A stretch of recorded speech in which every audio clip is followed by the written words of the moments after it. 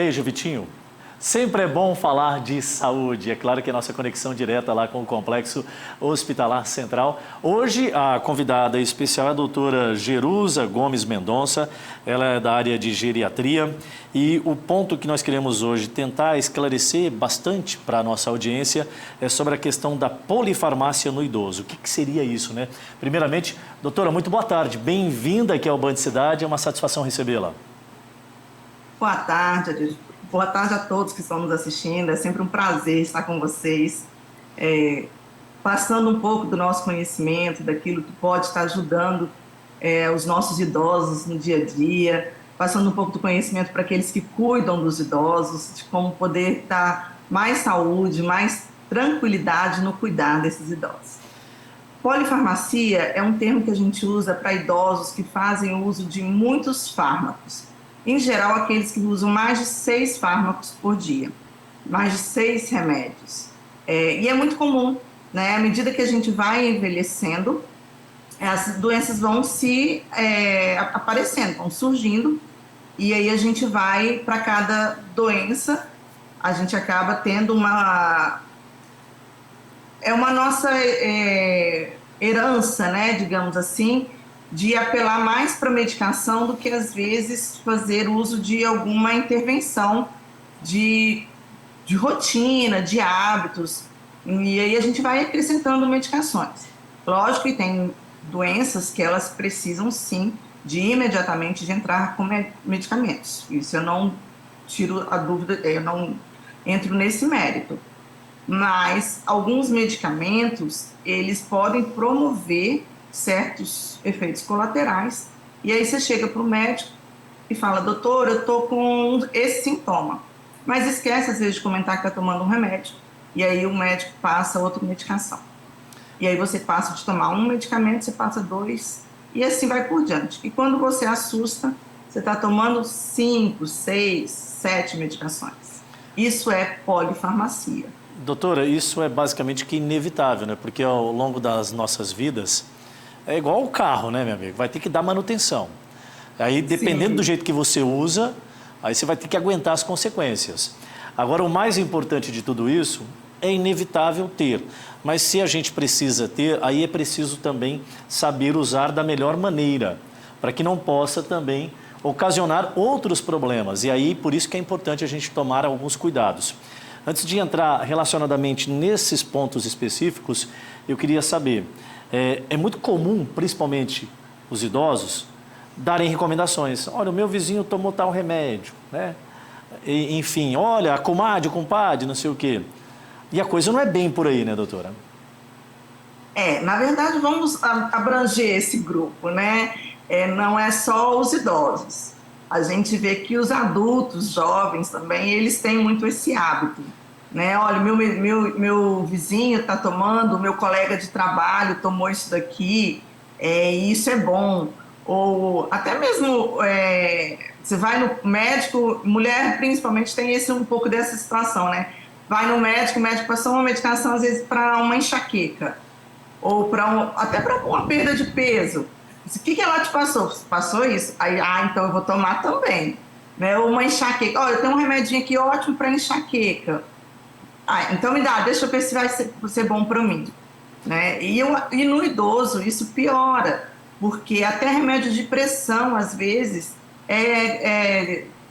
como é que fala? Compartilhado entre idosos, né? Uma medicação para pressão, uma medicação para diabetes, sem ver os riscos que isso pode causar. Nem sempre... Por que existem vários tipos de medicações para pressão alta?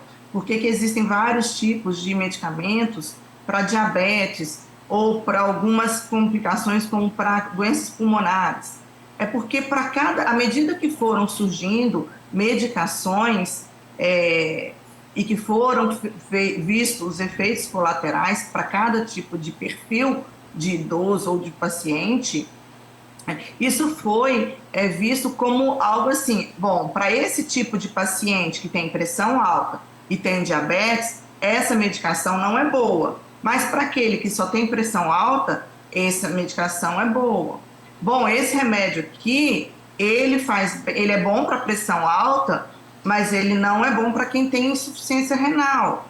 Então, nós temos que avaliar o idoso para ver qual é a medicação que se encaixa no perfil do idoso. Então, Do- e os idosos, os pacientes, eles não são iguais, né? Doutora, O paciente, ele tem alterações, eles são diferentes. e essa É que é a igual o dedo questão. da mão, nenhum dedo é igual ao outro. Por isso a importância, né, doutora, de justamente sempre passar por um profissional, por um médico. E a gente tocou nesse ponto hoje justamente para falar sobre a farmacinha, né? Dito popular é assim, né? Tem a farmacinha em casa, aí tem a farmacinha do idoso. O termo técnico é polifarmacia. Agora, a gente precisa tomar mais de um medicamento, principalmente nessa fase da nossa vida, né? Os idosos um pouco mais ainda. Agora, quando a gente começa a ter essa necessidade e atinge 5 medicamentos tomados, é importante. Você chegou a montar a sua polifarmacia, né? A sua farmacinha. Isso foi de forma natural, porque você vai em um médico uma vez, vai outra, quando você se dá conta, você está tomando 5 ou 6 medicamentos, ou até 7 ou mais. Aí é importante, aí talvez seja isso o ponto crucial de tudo, doutor, e me corrija se eu estiver errado, eu queria que a senhora falasse sobre essa questão. Aí é o ponto que é necessário você voltar ao especialista geriatra e dizer, olha, eu estou tomando todos esses medicamentos. Como é que eu organizo isso? É necessário que eu continue tomando todos eles mesmo? Porque acho que é a partir desse princípio que a gente vai ter uma ideia, porque não necessariamente, porque às vezes eu consulto com um médico, consulto com outro, e aí quando eu me dou conta eu estou lá com vários medicamentos. Então quando passa de 5 ou 6 é necessário buscar um especialista, né, doutora, para organizar essa farmácia, né? Então, olha, isso é muito comum no consultório, a gente vê isso. O idoso, geralmente, ele tem vários especialistas, né? Ele tem o ortopedista, ele vai ter o neuro, às vezes ele tem o cardio, ele tem o pneumo. Aí ele vai no ortopedista e ele se queixa de uma dor na perna. Essa dor na perna já está incomodando ele tem uma dor crônica lombar, ele tem uma dor que está realmente afetando a qualidade de vida dele. Aí ele vai, o médico vai e passa uma certa medicação X. Essa certa medicação X promove realmente o alívio dele. Mas aí ele vai, essa medicação também pode causar sonolência. E pode causar uma certa confusão no mental dele, então ele começa a ficar um pouco mais esquecido, ele começa a ficar um pouco mais letárgico. Aí ele vai no neuro, porque ele está percebendo que ele está ficando mais letárgico. E ele não comenta com o neuro que ele foi no ortopedista e está passando aquela medicação, está tomando aquela medicação. O neuro passa uma bateria de exames, e aí vê que provavelmente pode ser um quadro demencial. É justo? É certo? Provavelmente, né? Aí o médico vai e passa, o neuro passa a medicação para o tratamento da demência. Beleza? Correto. Tratamento, indicação correta. Aí ele começa a perceber que está tendo uma dor no estômago. Ele vai pro gastro. O gastro vai e passa uma outra medicação para proteger um pouco o estômago durante o tempo. E aí essa medicação começa a promover também um mal-estar em outros, num outro sistema digestivo dele. E aí começa a aparecer um negócio chamado cascata iatrogênica. O que isso quer dizer? Que uma medicação causou um efeito colateral no idoso, que foi a sonolência, a perda de memória, aí entrou-se com outra medicação, que talvez não fosse necessária, e porque ele não comentou com o médico, e aí começou-se vários problemas, né? Causados por uma só medicação que poderia ter sido trocada, talvez, lá no início. E aí começa-se um remédio tomando para outro, que toma para o efeito colateral do outro, e isso se vê como uma cascata. Aí, o geriatra, ele tem essa função de pegar todas as medicações e fazer uma avaliação do que pode ter causado o princípio geral dos medicamentos e fazer um enxugamento do que realmente pode estar causando todos os efeitos e o que é essencial. Não que o geriatra vai entrar nas especialidades dos outros, né? Ele não vai se sobrepor ao neuro, não vai se sobrepor ao ortopedista, mas ele vai entrar em conjunto com todos eles. É tanto que a gente, às vezes, pega paciente com 15 medicações, com 12 medicações. Eu tive uma paciente, tem uma paciente que ela chegou para mim tomando 19 medicações. E hoje eu consegui enxugar medicações. Ela tomava medicação para labirintite, ela tomava medicação para artralgia, ela tomava medicação para dor no estômago, ela tomava anti-inflamatório. E aí, de 19 medicações, quando ela chegou para mim, a de sem brincadeira, ela tinha uma caixa com mais de 20 medicações, fora aquelas que, assim, de uso diário, ela tinha medicações esporádicas. E aí eu fui enxugando. Hoje ela toma 7 medicações. É uma polifarmacia? É, mas é a polifarmacia essencial para manter o estado de saúde dela. Né? Então não quer dizer que você toma, nossa, eu tomo 7 medicações, estou fazendo algo errado. Não, são 7 medicações bem indicadas, são 7 medicações que realmente precisam ser tomadas para manter o seu estado de saúde. Ótimo, elas vão ser bem estabelecidas, em horários corretos, de tal forma que uma não cause efeito sobre a outra. Entende? Então, o geriatra ele vai ter essa visão, sempre em conjunto com as outras especialidades.